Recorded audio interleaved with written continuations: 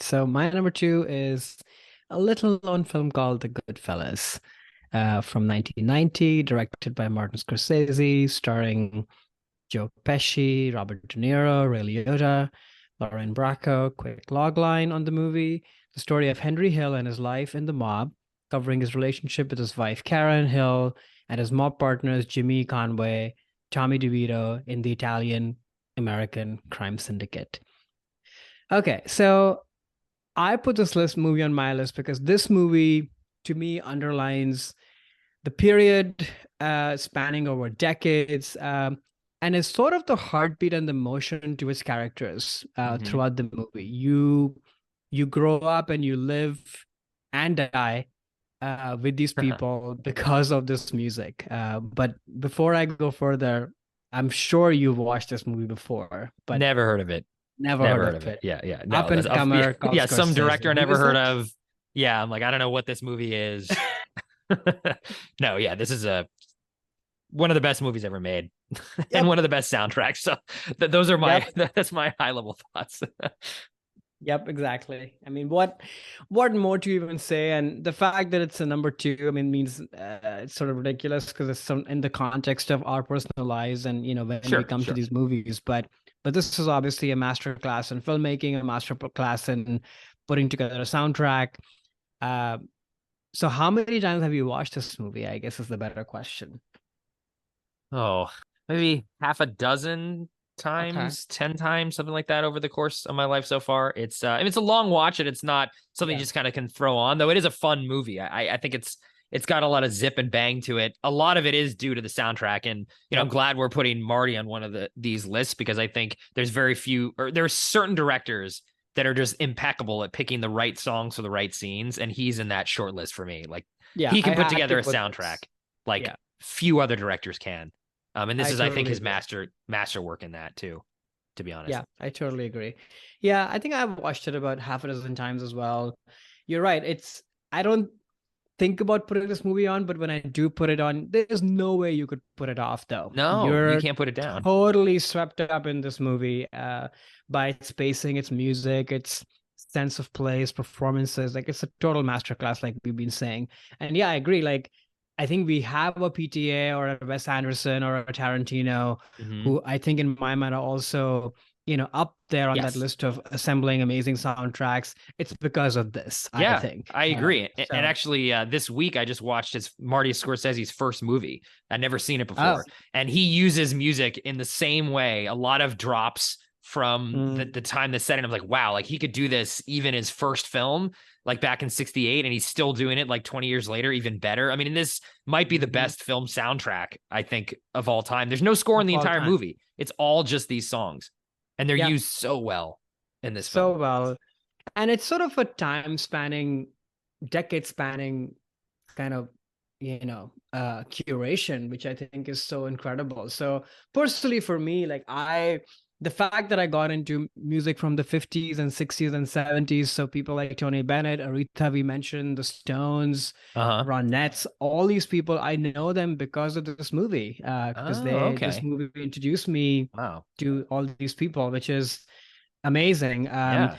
But on this watch, I think I kept thinking that why do I root for these people? Why am I invested in these people? They're not good people. They're doing No. bad things. Hmm. But you root in their ambition. You root in their troubles and such. And I think apart from the masterclass filmmaking, like we talked on about, I think it is the music. Hmm. There's something about the music that kind of puts you in their lives. You're, like I said earlier, you're growing up with them, which automatically humanizes them, and you have empathy for them because you're sort of, you know, part of the fabric of their lives. And what better way to weave a fabric of someone's life than music? So I Hmm. think it's such a key part to it. Like you remove the music from this film, I think this movie becomes a hard watch. And I don't think you root for these people.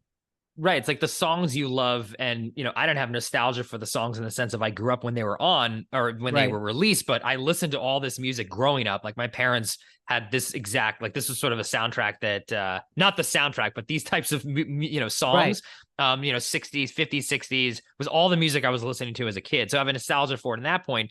But so you have a connection to the music, and then you hear the music over scenes where these characters, even sometimes they're doing terrible things, but you have then some kind of connection to them through the music, and you empathize with them, and not empathize with them. You like care about them in some way. It's weird. Yeah. Because none of these people are redeemable, I feel like, in this movie. Yeah. But you care about them. You want him to get away at the end. When they have that incredible scene where the jump into the fire track is playing and there's the helicopter there and he's all paranoid and like driving around. It's the music helps you be paranoid along with him because of that track playing. Yeah, no, absolutely. And you just made me think of this right now, which is that if a movie were made about us, for example, and a master director like Scorsese, I mean, not saying that would ever happen.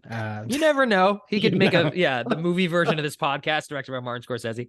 It would be a short film, I think. Okay. But I think that movie will have the songs and the music that represent the times that we grew up in, and the music that, underscore our lives. And in that, once again, I think it humanizes them because people have been people. There's something about the connectivity to music through those times that all these people were living and doing the things that they were doing, good, bad, or ugly. And I think there's something about that. Like, that is, once again, Taylor's oldest time. It'll keep happening. We'll keep doing things, and there'll always be music playing, literally or metaphorically, to underscore whatever is happening in that time. And I think that's what's kind of universal about it. No, definitely. Yeah, I mean, and not only for me, especially on this rewatch, because maybe it's been like 4 years since I'd seen the film. The characters, but also the craft of the filmmaking itself. One of my favorite sequences in any film is when Ray Liotta takes the girl through the kitchen into the club. There's that one of my favorite songs, actually, the And He Kissed Me by the Crystals. And it's sort of him, and the song kind of does this too. It's like he's wooing her, and you can see why she's falling for him. But I'm also then just wooed by the technical craft of that shot. And it's almost like I'm, as an audience member, falling in love with the craft of this movie, because the song, which I also really love, is over this shot that is just one of the most incredible sequences. I mean, even thinking about it just gives me chills, like how amazing that is. And the music's a big part of it. Like, that, if there wasn't for that track playing while he's wooing her through the kitchen into the club and sitting down at the table, and it just wouldn't have the same effect, I think. Totally. And Marty knows that, He knows that. And it's so critical because, you ask these questions. Why is she there? Why does she put up with this? Because guess what? She loves him, is deeply attracted to him. Yeah. Is also seduced by this whole world. And I think that sequence does that. And that's the thing. Like, every song is chosen so perfectly that you're put in the state of mind of the characters, and that's why you live through them. Like, when he's a kid and the song is playing from the very beginning, when he's like, I always wanted to be a mob guy. And you sort of are like, I get it, because that world of power and is so seductive based on, his own circumstance and his own family life, having that level of control where other kids and other girls are watching him just drive around, expensive cars up and down, and the music is playing in the background. Like, it all is seamless, and you're transported, in that time and in the minds of these people. It's just so brilliant.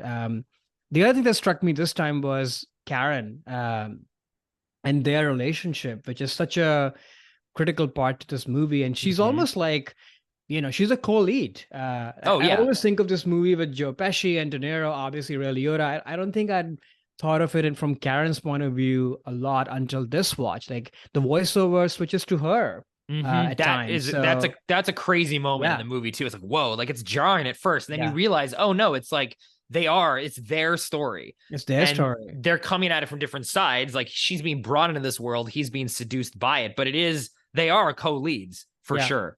Yeah. And then in the end, like, the whole last act of him, like, cooked up in the car, and it's crazy. The pasta and all the things. Oh my gosh, like, unbelievable. It's so great. Yeah. And I love too, just getting to music a little bit, his use of Derek and the Dominoes' Layla in here, which, that's a song that's got one of the most famous guitar riffs of all time, but he doesn't use it. He cuts right into the the amazing piano crescendo at the end, when also like things are kind of it's a sequence where they're showing all the dead bodies. So it's like chickens are coming home to roost. It's a big crescendo of what's going on. And to take that part of that song, which is one of the best songs ever written, and take the part that's maybe a little less noticeable to most folks, but it's this big epic ending of the song.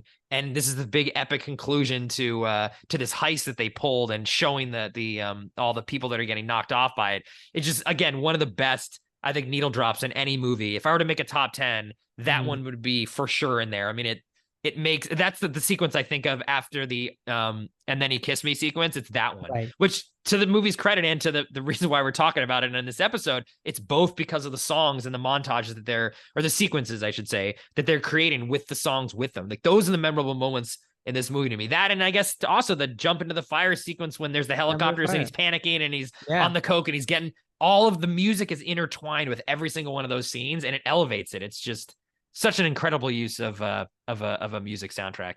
Totally.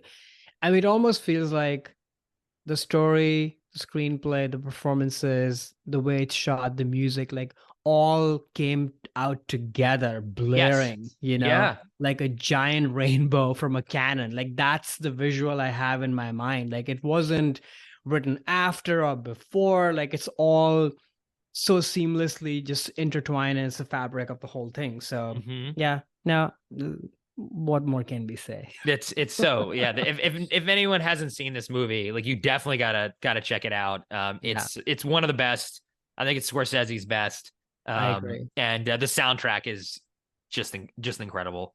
Yeah, I agree. I mean, this is the reason why Scorsese is Scorsese. Totally. Yeah. No, I mean, it just, this is the movie he's hitting it on all cylinders. Absolutely. And again, it was shocking to me to go back to his first movie that was 20, 30 years before this, and he's still doing these needle drops of music. At that time it was more contemporary because it was from the late 60s, but I was like, wow, he was even doing this then. I mean, there's a whole sequence in that film with The Doors as the end, that I'm like, whoa, like, he had it even then. Like, this is just something that's always been a talent of his. But I think Goodfellas is where it hits its peak. It's definitely the crescendo of that. It's just an incredible film.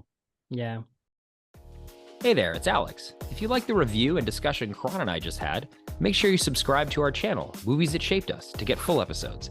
Every other Wednesday, Karan and I cover a topic around important people, places, events, and moments in our lives, and then explore it through 3 of our favorite movies. Subscribe right now, or follow our podcast on Spotify or Apple Podcasts via the link in the description below. Hope you join us for the journey.